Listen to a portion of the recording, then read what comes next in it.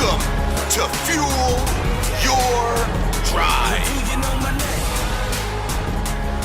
Hey everybody, it's Gary Vaynerchuk. A new interview session right now with Josh York. Let me say this simple. There's a single reason this episode is happening, and it's called perseverance. I am a big fan, of telling a lot of you right now to DM 100, like every day, all I hear is complaining. I read it all day. My life is garbage these days. All I do is read complaining. And there's so much solutions in an internet world that it just makes me like, I'm so passionate, if you're listening right now, for people to know how in control you actually are with the internet. Because the internet doesn't know what school you went to, where you came from, what your family's last name is. It's just a platform. And so when I say my hyperbole of like, hey, just DM 100 people that you want to work for, or just make content for somebody and show 100%. Them, just take it. I mean it. 4,000 will say no, but 4,001 says yes. And isn't that better than the shit job you have? Everyone's like, I want to live my dream. I'm like, wouldn't you? If I told you you would 100% have your dream come true, if you actually DM'd on Instagram 4,001 people, I would argue almost everybody would do that logically.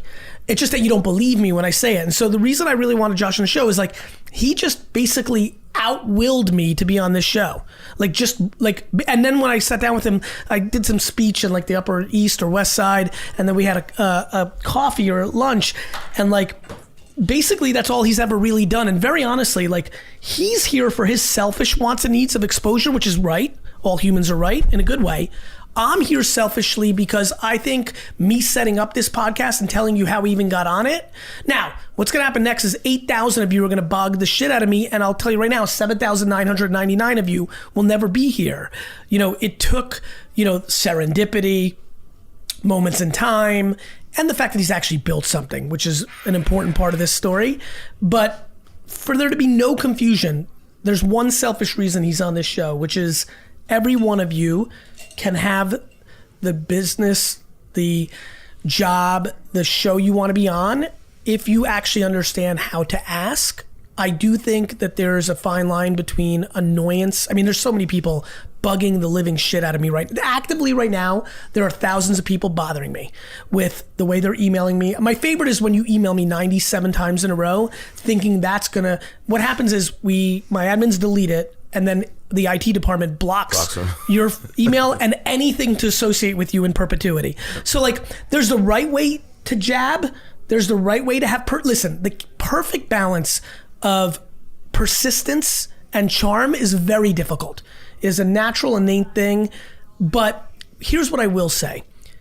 If you try to figure out how to bring value to somebody and you persevere, I really do think there's a play here. And honestly, to be very frank, I think Josh built a really meaningful business.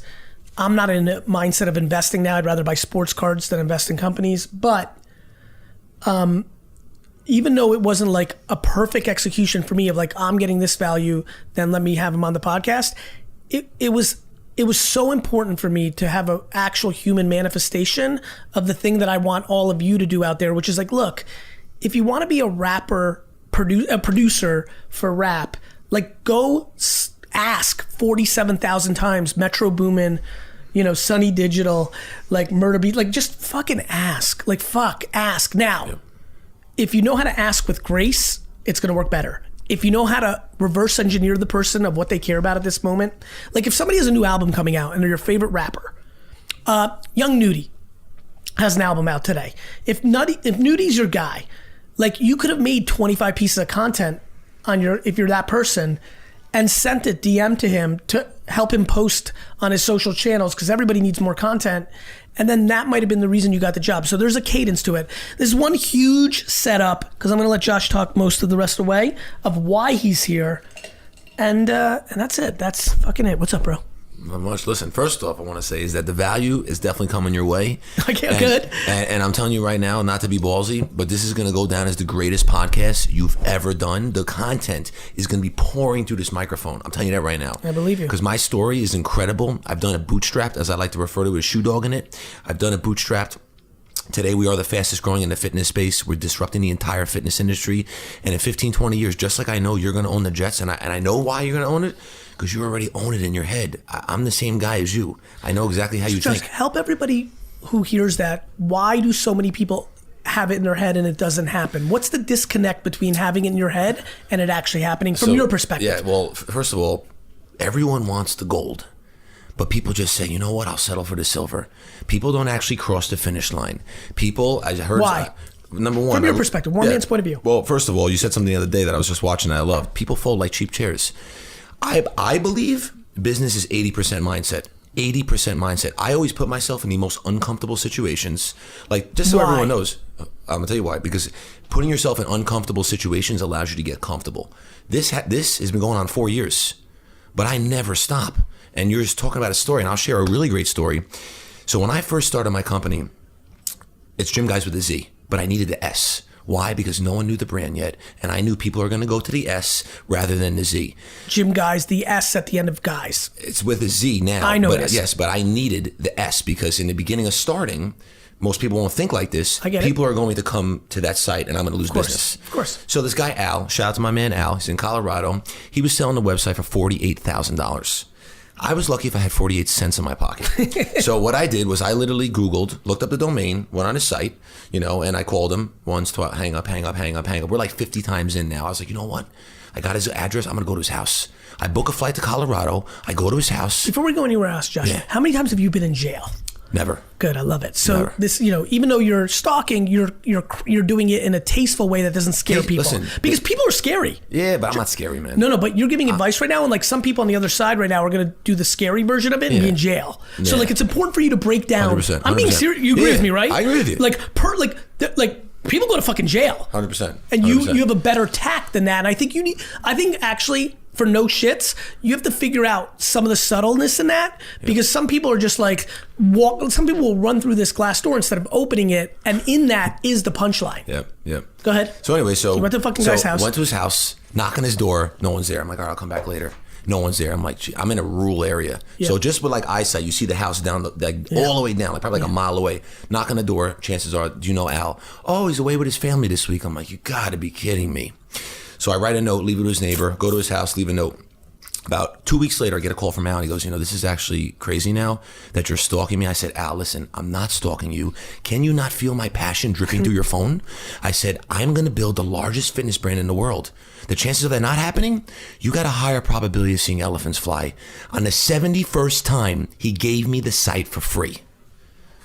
Mic drop, right? Yeah. At the end of the day, you got to just, if you believe in something Josh, so on some much. real shit, because I think this is my podcast, and all I think about is the listeners and how do I bring them value. I'm 100%. pumped that you're going to get this awareness and people are going to love you and all that. I mean that. Yep. I think you know me well enough at this point. I do. I really do mean that. I'm excited for that to be good for you. I'm passionate about them. Yes. So what there's so many people that I can't wait to put restraining orders on, because there's a lot of people that do this wrong. 100%. I'm serious. Like, let's really spend some, before we go into, like, we'll find time for your part in this, straight up on some real shit. Yep. What do you think allows you to go that hard and get things done where 99, I'm going to say it again, 99% of the people don't, and end up in really weird spaces where they get in trouble, they get restraining orders, they lose their way, they, like, what do you think in your tact? You know where I'm going, right? Because there's a real bad version of you. So, yeah. And I know a lot of those people. I've had those people. I know unlimited people that have those people. And those people really lose, because it's not just going to jail or restraining order. You get a reputation amongst winners, and then you're blacklisted. 100%. How do you feel like you've been able to, what's your gut tell you on that? You may not even know the answer. No, I do. I think every business in general, everyone's in the people business. I think the number one most important thing is relationships. Agreed. And if you don't have, like, I know you and I connected right away. Even when we met 2 years ago in Vegas, I knew we had a connection. Yep. But I didn't go crazy and keep calling you because I knew that was the wrong play. Originally, I don't even know if you know, I sent Tyler, I shipped you a tire.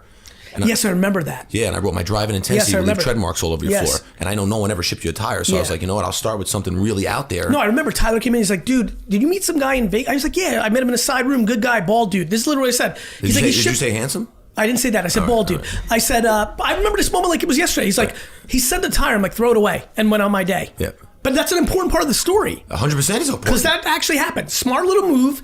Tyler comes in. I'm like, fuck that, dude. I don't want to fucking throw it away. Yep. I'm like, I know what he's doing because I know. Yep. I get it. Yep. I'm like, throw that fucking... Now, here's real truth, and this is why everybody has to hear this because I'm obsessed with this episode bringing value. The only reason I told him to throw it away was when he asked. This is not a joke. Know this. Anybody that you're desperate to meet is busy and is a firefighter. 100%. Right? 100%. So if Tyler asked me a different moment where like a meeting got canceled and I weirdly had 2 minutes to myself, I would have like looked at it. Yep. I would have loved it. He asked me, I don't remember this part. Inevitably, when a client fired us, when I had a problem with like an employee, right? 100%. I was not in the right mindset to have that 100th of a second. That is actually real life. Real life. I FaceTimed somebody on Snapchat the other day for 5 minutes. They want a Twitter thing with me. Right. He said when I posted him I had the 90-second club for like 2 seconds this year. He posted it, or I posted it, and he said he had 800 friends reach out to him, like just whatever the number was, a lot. And they're like, oh my God, you got 5 minutes with Gary Vee. I've watched every piece of content of his for 4 years, 2 years, 9 years, all these stories. And he told me on the FaceTime, he goes, I'm embarrassed because I'd only discovered you 40 days earlier. And I was like, man, that's so how life is, right? This guy discovered me 40 days earlier, and he gets this 5 minutes where there's people who are listening right now who've like been following me for 6 years, have desperately looked for 5 minutes, and it hasn't happened. Because that's real life. That's not I'm a bad guy. That's not you're unlucky. We have to wrap our head around serendipity and look for the moments. Keep going. But let me tell you something. Please. I'm a big believer, and I know you're down with this. I think visualization is a very big important component of success. Like I believe you have to. Like I've visioned this. Like I've actually seen this, and I've obsessed over it. Just like again, we'll go back to the Jets. I know for a fact that you're going to own the Jets because I know you're obsessed with it. You have to be so obsessed, but not to the point where it's crazy. You scare the fuck out of people. Yeah, well, you scare people. It's got to be calculated. Have you ever scared anybody? No, never, man. I believe you. Well, some people are funny the other way. Some people are scared by me, and I'm like, Jesus, I'm not. No, you're a nice guy, man. You're great. All right. But so you have now to. You have the S. You have So I have the S. Got the website. It's great, and tell everybody the model because I think the model's interesting because I think it's a replicatable model for some hustlers listening. Absolutely. So it's a franchisee business. It's a franchise business, right? But there's no physical locations. No location. No brick and mortar. It's a van. We bring the workout to you. Home office, pool, park, place of worship. You want to work out in the closet. We want to do a Vayner Media workout. We literally bring all the equipment right to you. I will give you lifetime free sessions just because I'm going to provide more value to you. I'll let my team work out your whole crew in here for free. That's on record. Understood. That's number one. Number two, we literally bring the workout anywhere. Okay, we're disrupting the fitness industry right now. We are literally the fastest growing in the fitness space. You think of like it makes sense, right? Like if somebody wants to buy these other gym franchises, I assume it's like $1 million investment. Right. And how much is it for one territory? $80,000. And how big is a territory? It's 100,000 people. So you're gonna get in that territory. You're gonna get 10,000 approved households. I see. Over a certain median income. I see. And what is that level? So it's really based on obviously the demographics of the area, right? Because Alabama might be different. Of course, it's cost of living and all that. But I started this with $15,000 bootstrapped. How did you know to do franchisor? Had you seen that model? Did you see something? So I didn't learn. I didn't know anything about it. But when I started this in my parents' dining room, I said, I'm going to franchise this business and just build it up. Why did you say that? McDonald's? Because I like Orange the fact, Theory? What was on your radar? I like the fact that you could bring a lot of great, smart minds together and build a very powerful brand. And I want to create, this is what I said, I want to create a powerful movement that I could bring everyone together. Because if you know McDonald's, the dollar menu, the McFlurry, those are all started by franchisees. I don't have all the answers, just like you don't, and we can learn from each other. Everyone can learn from each other, but when you're allowed to surround yourself with great people, you could build things at a faster scale. So you thought that was smart? I thought it was genius. Mm-hmm. Yep. The model of franchisees, franchisor. Absolutely. Yeah, it's an American comes with a lot model. of headaches, though. Listen. Of course, one dope with a van can fuck you up. 100%. Look, being an entrepreneur, everyone thinks it's so cool. Listen, lay down on the road. Let a car drive you over, go in reverse, drive you over, then you'll get a break for like 3-4 weeks. Lay down again, it's going to go over you again and back. What was the hardest moment? So when did you start this? I started this in 2008. On some real shit, because I want to bring real value. Making payroll for almost 10 years, every single 2 weeks, I had to figure out how to make payroll. I think you told me over lunch a scary one where you were like really... Gee, I was in a casino. Right! That's what, yes, you told me this. I drove to a casino. Do not do this. Do not do this. I didn't do it, but don't listen to me when I tell you now.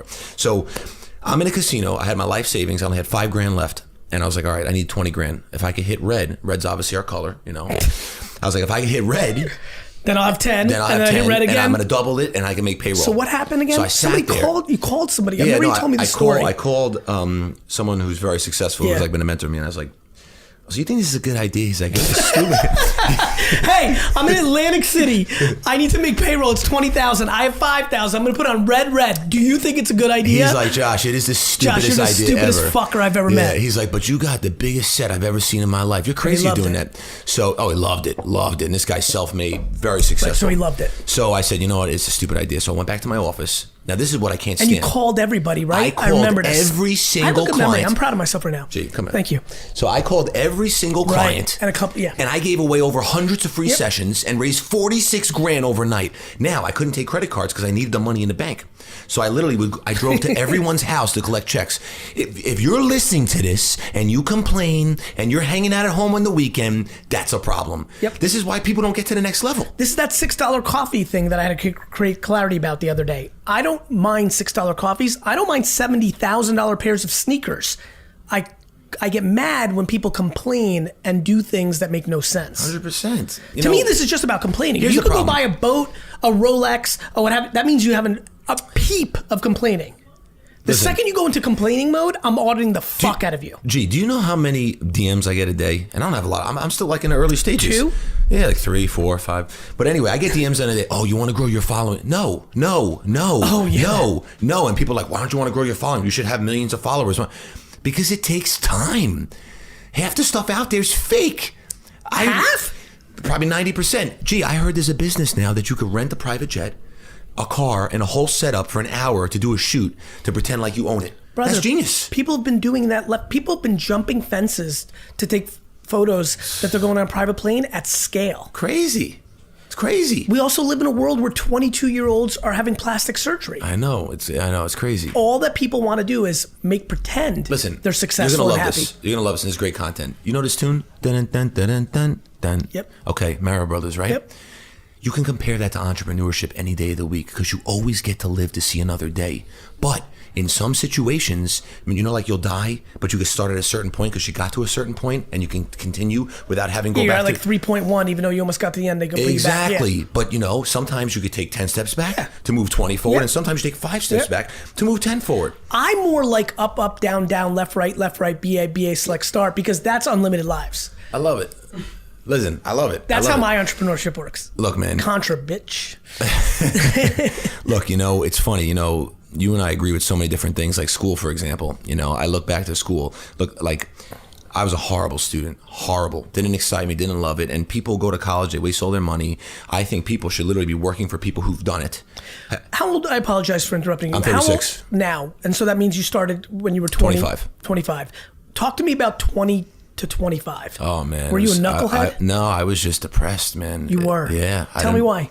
I didn't know what I wanted to do in my life. People were like driving around. See, I had a rough life growing up. Rough. And listen. Where'd you grow up? I grew up in New Hyde Park on Long Island. Mm-hmm. Rough life, and but you can't make excuses, man. No, I understand. Whatever cards you're dealt, deal with them. Listen, people win 3-7 offsuit all the time. That's it. You just deal with them. You deal with them. And honestly, I wouldn't change a thing in my life because. What resentment did you have built up at that point? Did you want to be rich? No, listen, if you chase the money, you got a problem. Agreed. You cannot chase the money. I'll tell you that right now. So many people have it twisted and wrong. I've always wanted, I love fitness. I've always loved fitness. Really? Loved it. The problem is doctors and trainers are exactly the same. A doctor without patients, unemployed. Trainer without clients, unemployed. And I always say, how can I make money when I'm not working? Because you got to work on your business, not in your business. Yeah. I need to get paid. So you were a trainer? I was a trainer. I see. And people used to always laugh at me and look at you, Josh, you're working at the gym, you're a trainer making $10 an hour. And Did you like it? No, I loved it. When they made fun of you? No, I didn't care because I just said, you just wait. Didn't hear? No, I don't. I tune that stuff. Listen, I got a problem. It's my neck. I look this way only. I never turn back this way. You make a mistake, that's it. Someone's going to sue you. These are things that happen in business. People are going to sue you. People are going to lie to you. What are you most excited about? Like, right when you now dream, right? You've got this thing rolling a little bit. Like, it's rolling. Yeah. What do you really? How do you think about what is? It's funny when you said it was funny when you said you're obsessed with the Jets. It's really funny. I'm obsessed with chasing the jets. Yeah. Like, it's crazy how much I like process over. Agree. Let me give you an example. You know a lot about me, right? Yeah. You paid attention. Oh, yeah. You know anything about this? I mean it. Like, real talk. You know anything about it? That I do not know. That is the single biggest exit in the history of my life. Wow. That's a company called Resi.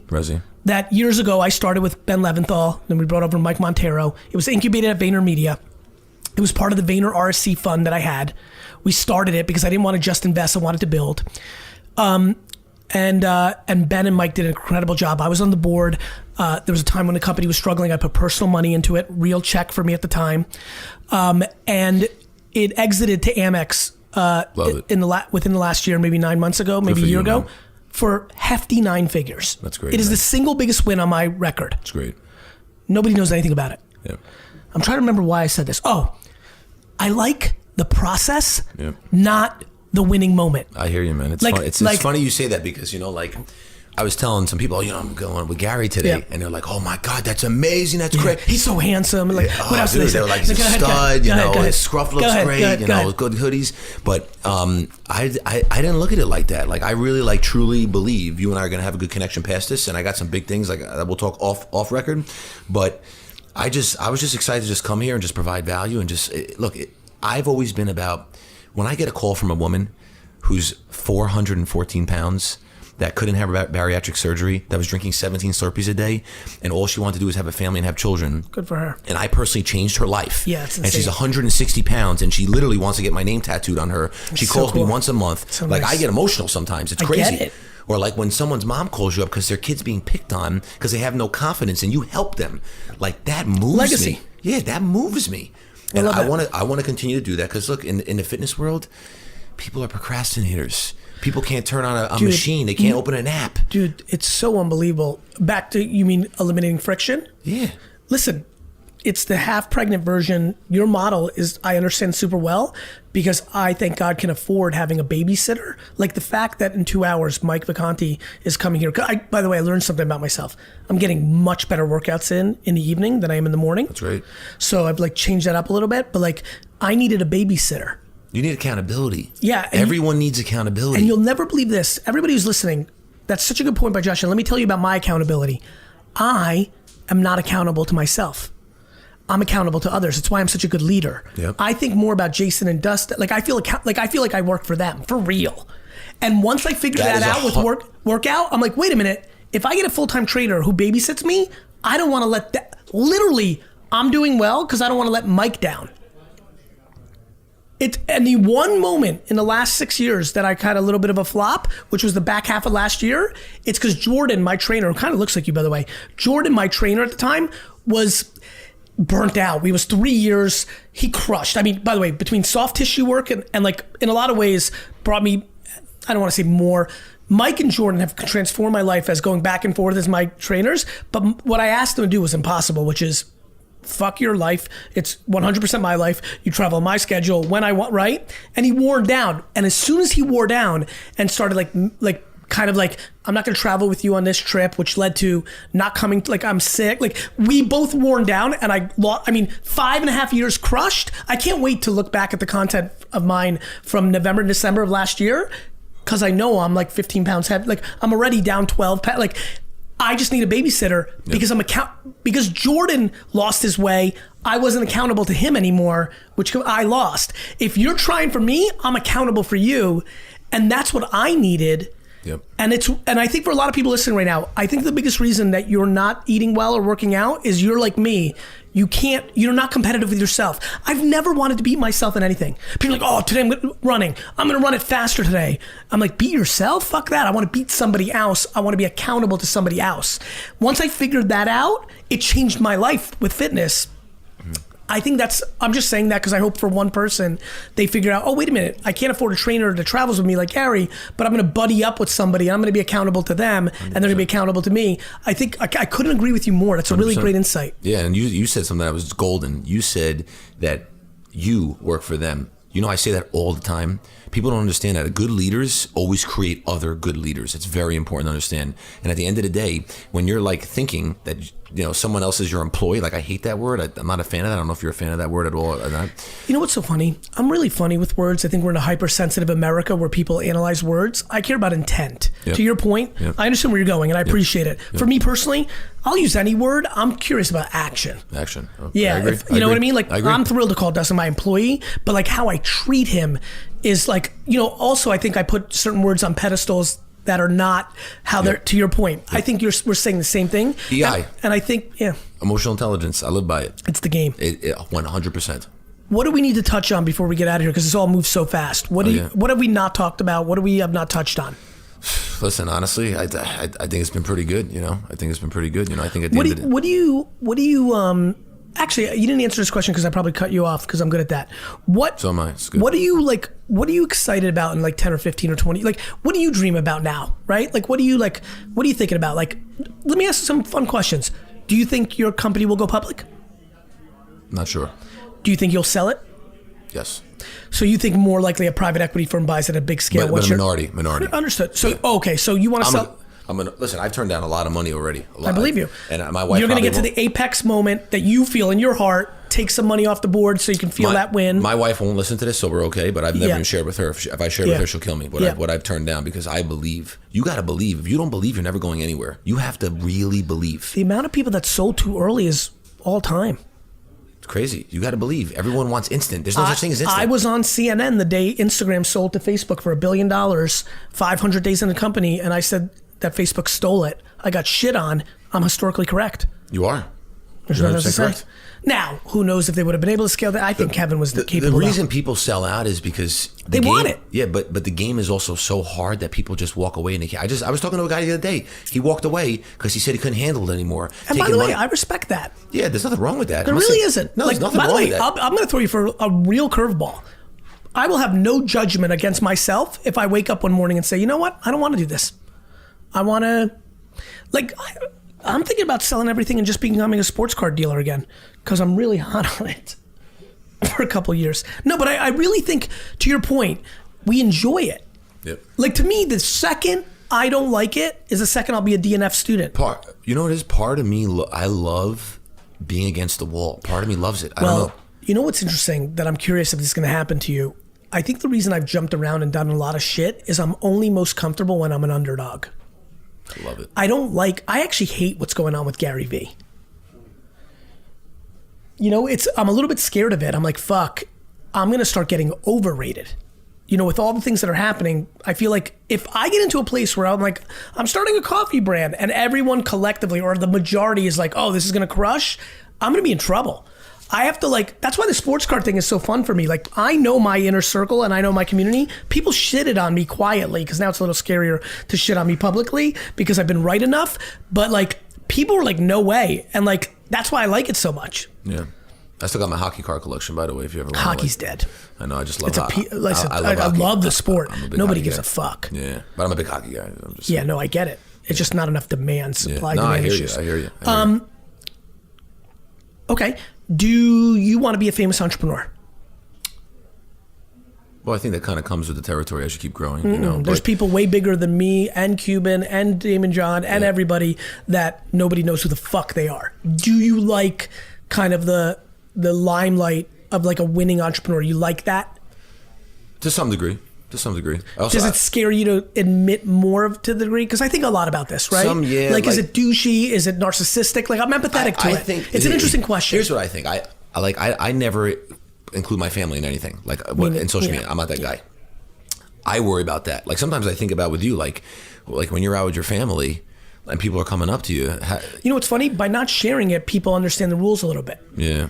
The fact that I never share my life, my personal life, people are going to always say what's up, but there's definitely it's crazy. If I'm solo, it's I'm into in the right moments, it's Beatle I can't believe how many people who know who the fuck I am.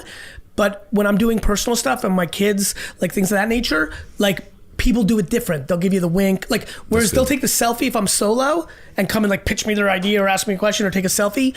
When I'm with them, it's more of like that respect, like wink, wink, because they know, like, fuck, I've never seen his kids. Yeah, that's true. I like that. It's kind of cool. Like, some people don't, back to like who's going to jail. Some people don't have emotional intelligence and they steamroll. And then I'm not pissed. I'm actually empathetic, but I'm definitely not open to it. It's like the tire. Tyler showed me the tire at the wrong second. Yep. If you're gonna roll up on me and pitch your business without even asking when I'm holding my 2 kids' hands, there's a 100% chance that I fucking hate you. Yeah, I agree. Like, you know, like, you know, but if you like kind of like, hey, do you have a second? I know you're with your family. Already I 100% love you. I'll still probably say no. It's like tact. Yeah, it's like tact. I still don't even, you know, it's so funny. I don't even actually hate you 100% because I'm still so fucking flattered that anybody would want to ask me that I can never get away from that feeling. Right. But it's kind of like, hey, you know the score, like be kind. But I get it because you get excited and you think this is your only shot. I get it. I understand it. It still doesn't make me feel like my kids get upset. Yeah, I'm sure. They don't get enough time with me. So then like somebody pitching me is not like how they want to spend that Saturday afternoon. Right. So that breaks my heart. You know, it's just a whole fucking thing. Yeah, I'll tell you something else. Well, look, my GYMGUYZ franchise family members is the number one who I serve. And the ability that I could bring people into my system, just like I changed what's her name's life, Donna, and everyone else, and I could help people run a successful business model. The best. That's the best. Especially when, like, that to me is, and it's the best because it's selfless and selfish. Yep. If you're doing that for Dustin as a franchisee, it's the best feeling and you're winning too. And that's okay. 100%. I keep telling my friends, I'm like, I love making people happy and feeling good. I also want to fucking build an empire. You can do both. Right now we're in this world where you can't do both. It's crazy. Build an empire. I want to build an empire 100%. in the nicest way of all time because the world's abundant. Your empire and his empire and his empire and her empire are not at the expense of my empire. Like, if you're good enough, you can't stop winners. Can't stop them. Can't. No way. If you're a winner, you're going to keep winning. That's it. What's your Instagram handle? It's Josh York GG. Josh York GG. What's the GG? GYMGUYZ. I know. Come on, man. I'm trying to say that was Stockton to Malone. I know what the fucking always GG. be branding. You need to if you're not. I literally went to a conference recently. Everyone in the whole room, they all have businesses. I'm the only one branding. I was actually speaking. Yeah. I was the only one branding. Why are you not branding? If you that's an opportunity to talk about your company and get out to somebody else. You got to always be out there branding. It's very important. If you believe in what you're selling, there's nothing better. That's it. Thanks for being on, brother. Thank you for having me, G.